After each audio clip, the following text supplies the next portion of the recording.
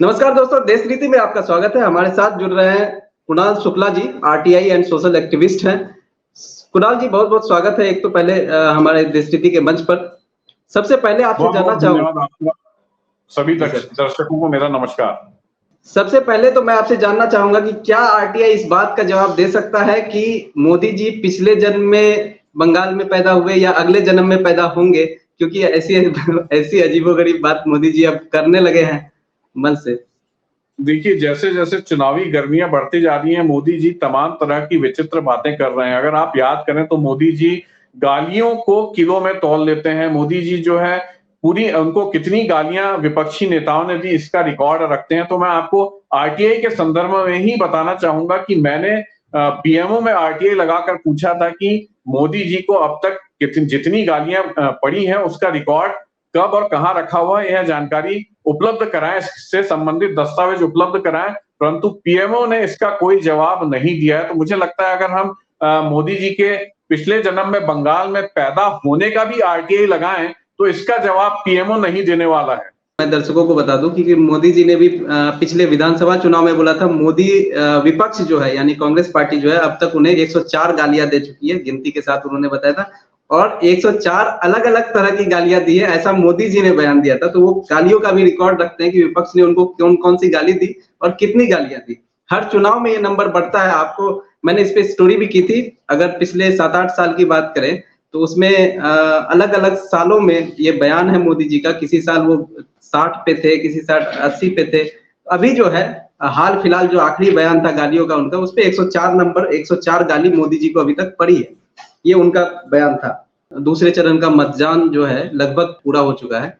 क्या माहौल है जमीन पर? किस तरह का क्या हवा चल रहा है इस बार? क्या हो सकता है? देखिए, मोदी जी की बौखलाहट बता रही है कि माहौल इस बार उनके प्रति अच्छा नहीं है। जनता ने उनको लग रहा है झोला पकड़ा के हटाने का ठान लिया है, जो दिख रहा है। आज भी छत्तीसगढ़ के कुछ लोकसभा सीटों में मतदान हुआ है। तमाम लोगों से बात हो रही थी, कुछ पत्रकार साथियों, बंधुओं से बात हो रही थी, तो ऐसा लग रहा है कि अब जनता जो है देखिए मोदी जी के झूठ और जुमलों से उकता चुकी है और उन्होंने ठान लिया है। इस बार ऐसा लगता है कि इंडिया गठबंधन की सरकार बनाने का उन्होंने ठान लिया है। अब आप देखिए कि चुनाव जो है जिन मुद्दों पे होना चाहिए उन मुद्दों पर चुनाव होते नहीं है। चुनाव के मुद्दे क्या होना चाहिए? महंगाई, गरीबी, भुखमरी, भ्रष्टाचार, बेरोजगारी, यह मुद्दे होना चाहिए। शायद इस बात से दर्शक भी सहमत होंगे, आप भी सहमत होंगे और तमाम बुद्धिजीवी वर्ग जो चाहता है देश की जो स्थिति है, परिस्थिति है, जो देख रहा है वो चाहता है कि चुनाव इन्हीं मुद्दे पे होना चाहिए। पर चुनाव किन मुद्दों पे हो रहे हैं? चुनाव हो रहे हैं मटन, मछली और मुसलमान। इससे अधिक हास्यास्पद बात और क्या होगी?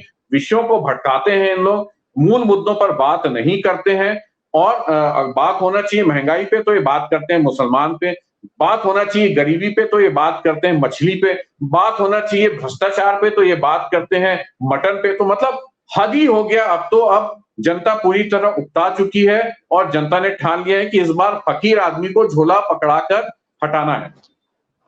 आपने मटन मछली की बात की। मटन मछली मुद्दा बन रहा है इस चुनाव में। ये तो नहीं ही होना चाहिए इतने बड़े देश के सबसे बड़े चुनाव में। मटन मछली खाना पीना ये सब को लेके बहस चल रहा हो तो ये बेवकूफी है और कुछ नहीं। लेकिन आपने जो दूसरी बात कही कि चुनाव होना चाहिए भुखमरी पे, गरीबी पे, ये भी नहीं होना चाहिए। अगर आप बात करते हैं कि मैंने 10 साल में विश्व में डंका बजाया है, मैंने तमाम ऐसे काम किए हैं जो लोग भी कहते हैं। अगर आप गाँव में जाएँ तो मोदी जी के लिए एक नैरेटिव है कि उन्होंने पूरे विश्व में भारत का नाम रोशन कर दिया है। तो जब इतना कुछ हो गया है तो चुनाव, गरीबी तो रह नहीं जाती है, भुखमरी रह नहीं जाती है, फिर इस पे कैसे चुनाव होगा? देखिए ये बड़ी दुखदाई बात है और इसको जो भाजपा के नेता और मोदी जी बड़ा छाती ठोक कर बताते हैं कि 80 करोड़ करोड़ भारतीयों को वो मुफ्त में राशन दे रहे हैं।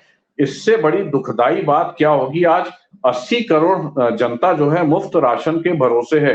ग्लोबल हंगर इंडेक्स में देश की क्या स्थिति है इस पर बात होना चाहिए, परंतु इस पर बात नहीं होती। आपको मैं बताना चाहूंगा कि ग्लोबल हंगर इंडेक्स में देश की स्थिति पाकिस्तान, अफगानिस्तान, नेपाल और बांग्लादेश से भी बदतर है। इससे बड़ी दुखदाई बात क्या होगी? आज जो बांग्लादेश कभी हमसे पीछे हुआ करता था, आज तमाम जो इंडेक्स है उनमें कई इंडेक्स में बांग्लादेश हमसे आगे दिखाई देता है। चुनाव इन मुद्दों पे होना चाहिए।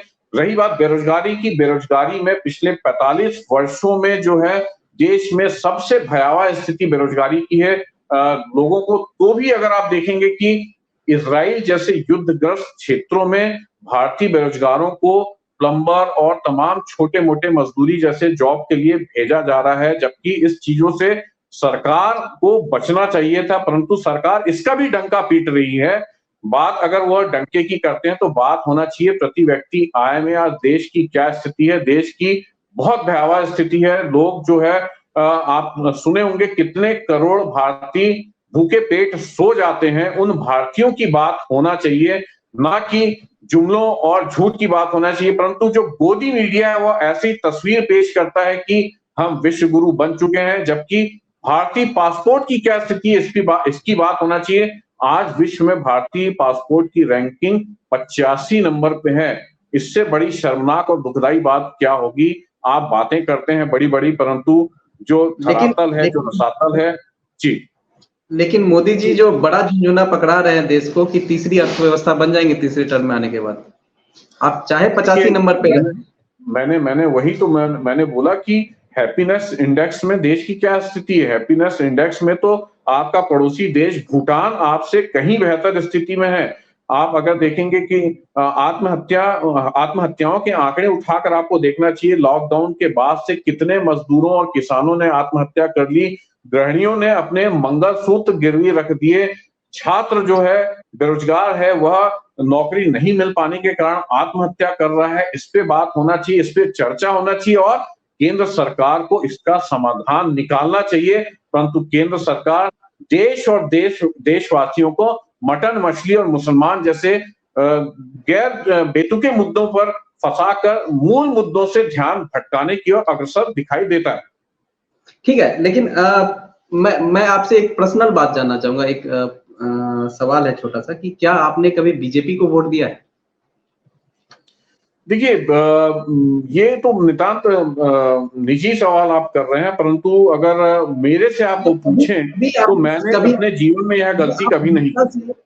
क्या हमेशा से सरकार के बीजेपी के जो विचार है उससे आप हमेशा इतना ही इत्तेफाक नहीं रखते, इतना ही खिलाफत रखते हैं, या फिर अभी ऐसा पिछले कुछ सालों में हुआ? देखिए, ये तो विचारधारा की बात है और अगर आपको एक तरफ दिखाई देता है गांधी की अहिंसा और गांधी का चरखा और एक दूसरी तरफ अगर आपको दिखाई देता है गोडसे की हिंसा और गोडसे की बंदूक, तो मैं जो है हमेशा से गांधी के चरखे और गांधी की अहिंसा की तरफ ही जाना चाहूंगा। और मैं वह व्यक्ति हूं जिनका इस गांधी की प्रति आस्था है और गांधी के अहिंसा के सिद्धांत के प्रति और उनके सत्याग्रह के सिद्धांत के प्रति मेरी जो अडिग आस्था है और उस पर मैं टिका रहना चाहूंगा। मुझे झूठ और समाज को बांटने वाली विचारधारा या फांसीवाद जैसी फासिस्ट विचारधारा से कोई लेना देना कभी नहीं रहा। आप बोल रहे हैं कि चुनाव में मुद्दा मीट मछली रह गया, लेकिन ये भी पुराना हो गया। पहले तो मोदी का परिवार आया, फिर मीट मछली आया, वो भी खत्म हो चुका है। अभी जो है खुलकर, क्योंकि महिलाओं ने अपने मंगलसूत्र गिरवी रख दिए, लेकिन मोदी सरकार बोल रही है, मोदी जी भाषण में बोल रहे हैं कि मंगलसूत्र कांग्रेस गिरवी रखवा देगी आपका। वो हिंदुओं को बोल रहे हैं। देखिए, मैंने तो आपको जो आंकड़े बताए हैं वह है 2021 के आंकड़े बताए हैं। जब लॉकडाउन के ठीक बाद जो है उसके आंकड़े बताए और ये आंकड़े देश के प्रतिष्ठित हिंदी अखबार में छपे हुए आंकड़े हैं कि महिलाओं ने अपने मंगलसूत्र तक गिरवी रख दिए। तो मंगलसूत्र कौन गिरवी रखवाना चाहता है, कौन गिरवी रखने वाला है, ये इसका जवाब तो आपको मिल ही गया है। और मंगलसूत्र की बातें वह लोगों से के मुंह से अच्छी नहीं लगती जिन्होंने अपनी पत्नी को वह सम्मान नहीं दिया। उन लोगों के मुंह से अच्छी नहीं लगती जिन्होंने अपने अब आगे रहने दीजिए, मैं बोलना थोड़ा सा विवादास्पद हो जाएगा, पर मंगलसूत्र की बातें उन लोगों के मुंह से अच्छी नहीं लगती, ये ठीक नहीं। आज का बयान आपको मैं बताता हूँ। आज उन्होंने कहा कि अगर आपके पिताजी ने 4 कमरे का घर बनवाया है तो उनके देहांत के बाद जो है समाजवादी पार्टी और कांग्रेस पार्टी 2 रूम हड़प लेंगे, 2 रूम आपको मिल जाएगा। देखिए, मैंने तो जो मीडिया में आया मैनिफेस्टो देखा है, समाजवादी पार्टी का भी मैनिफेस्टो देखा है और कांग्रेस का भी मैनिफेस्टो देखा है। उसमें तो मुझे कहीं नहीं ऐसा लगा कि 4 कमरे का घर है तो उसमें से 2 कमरे जो है वो सरकार हड़प लेगी या कर लेगी। तो देखिए यह मुद्दों से भटकाने की बात है, परंतु एक बात आप तय मानिए और इसकी जी।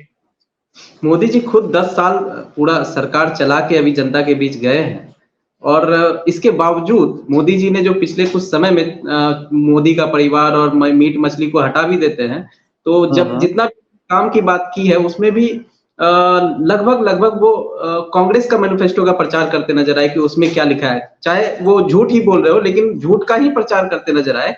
लेकिन अपने पार्टी के मैनिफेस्टो पे भी एक आध बार भी शायद अपना नाम लिया हो नहीं लिया हो मुझे याद नहीं, लेकिन कांग्रेस का रोज नाम ले रहे हैं। ऐसा क्यों है? इतना डर किस बात का है?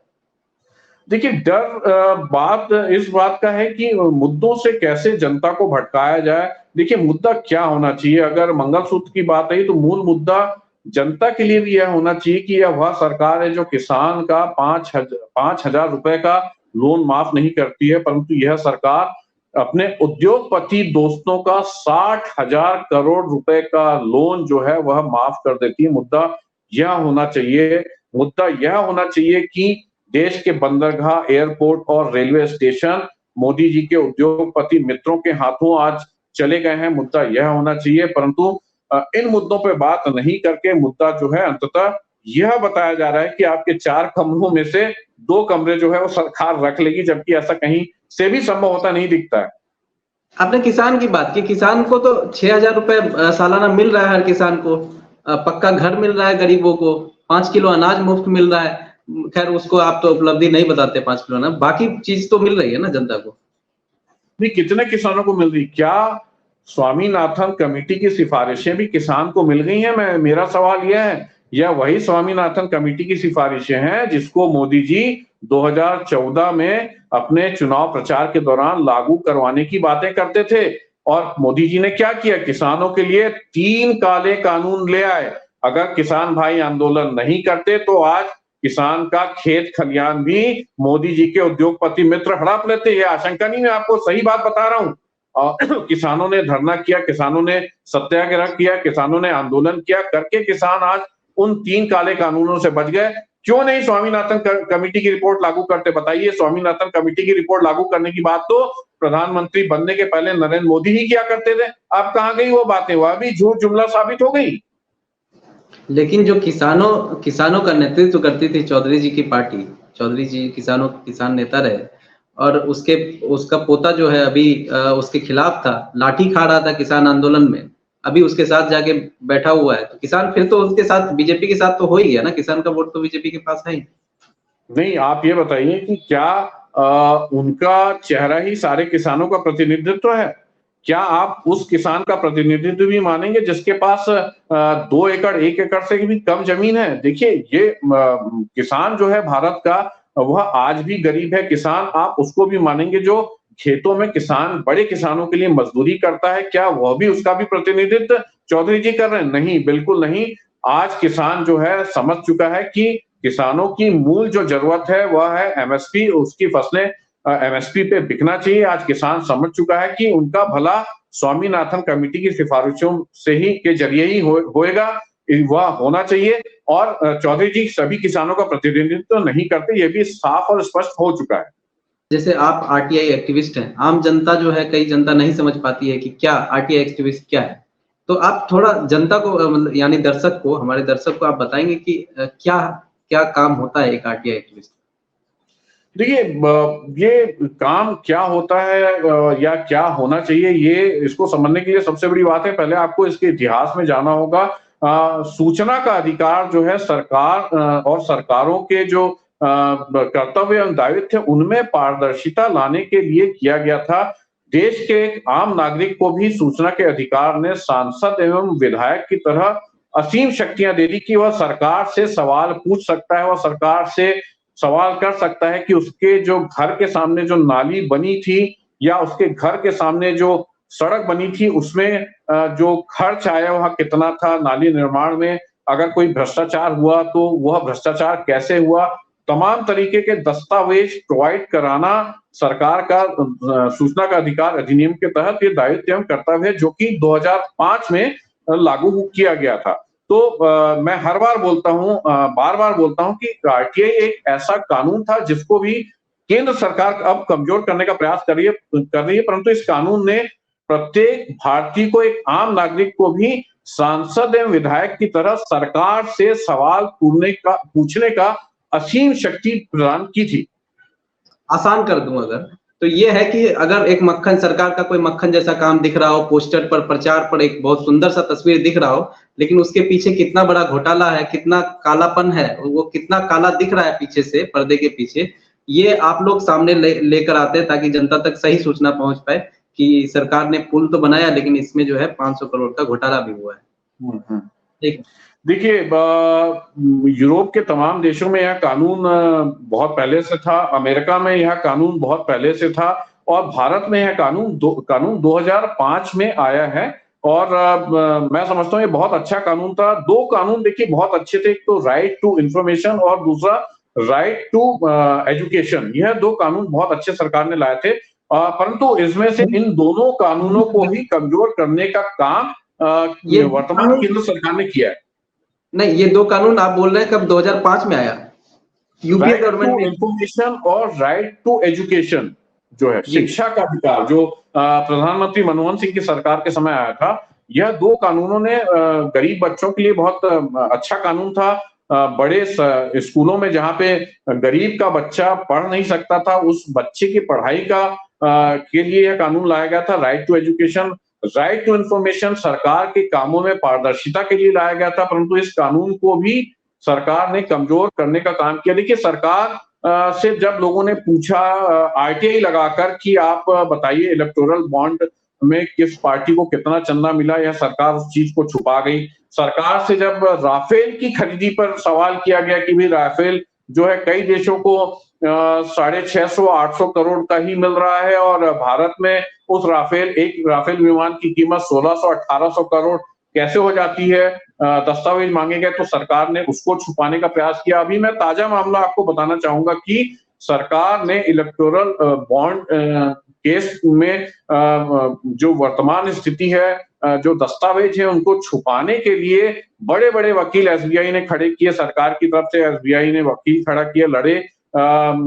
हरीश साल्वे जैसे बड़े वकील को सरकार ने खड़ा किया। मैंने जब हरीश साल्वे को कितना भुगतान किया गया वित्तीय वर्ष 2021, 22, 23, 24 में, एसबीआई ने इसको भी बताने से मना कर दिया। उन्होंने कह दिया कि यह निजी इंफॉर्मेशन है, हम नहीं आपको प्रदान नहीं कर सकते। तो देखिए, एक प्रकार से बहुत अच्छा कानून था, इसको कमजोर करने का काम यह सरकार कर रही है। आप पीएम केयर्स फंड की बात करिए ना, पीएम केयर्स फंड में भी घोटाले की बातें होती रही हैं। वेंटिलेटर खरीदी में घोटाला हुआ है, ऐसी बातें मीडिया में उस समय भी छपी थी, आई थी। पीएम केयर्स फंड में के लिए लोगों ने आरटीआई लगाकर सवाल पूछा, परंतु उसका भी जवाब सरकार ने नहीं देना उचित समझा। तो देखिए, ना खाऊंगा ना खाने दूंगा की बातें तो की गई, परंतु साथ में अब लोगों को पकड़ा दिया गया जुमला। और साथ ही आपको बताना चाहूंगा कि मोदी जी एक जेब से काले धन वालों की लिस्ट निकाल के दिखाया करते थे 2014 के पहले।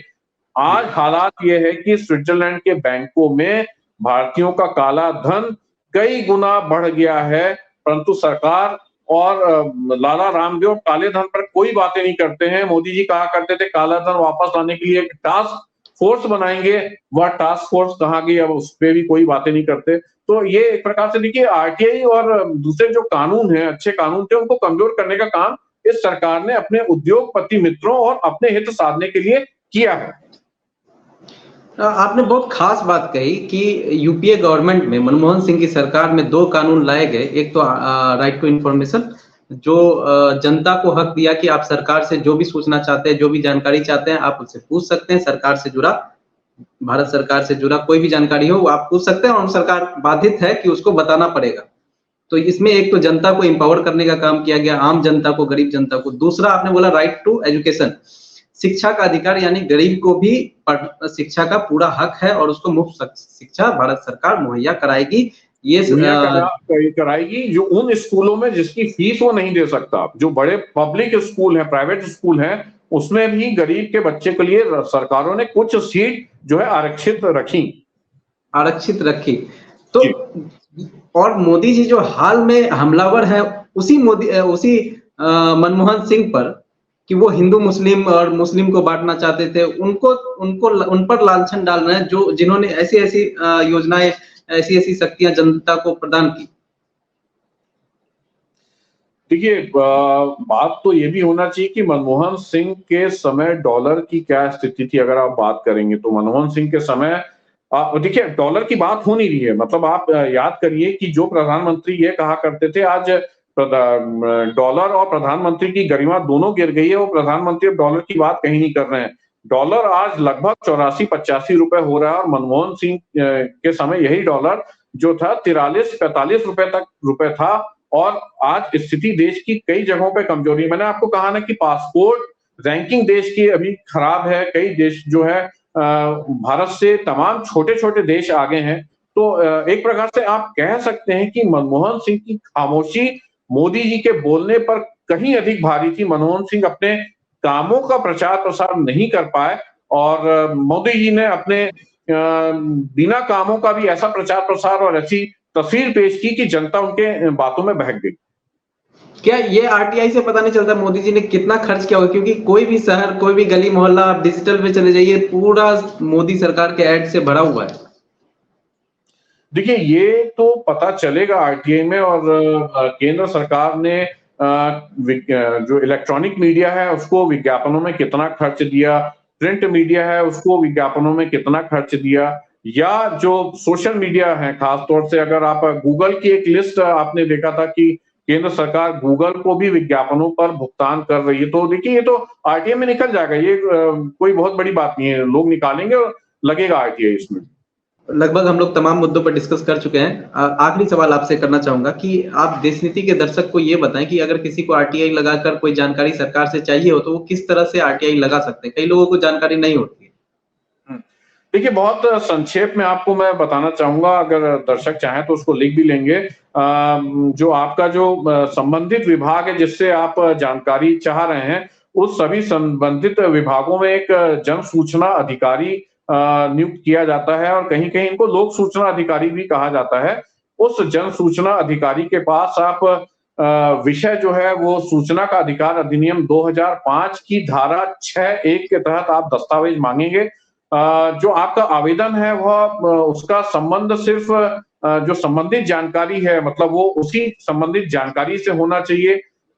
150 शब्दों की शब्द सीमा जो है एक आवेदन में सरकार ने निर्धारित की हुई है। उस कानून के तहत 150 शब्दों की शब्द सीमा होना चाहिए और सबसे बड़ी बात है कि आवेदन शुल्क है वो कई राज्यों में 10 रुपए है और कुछ राज्यों में जो है वो एक आवेदन शुल्क 50 रुपए और 500 रुपए तक भी है।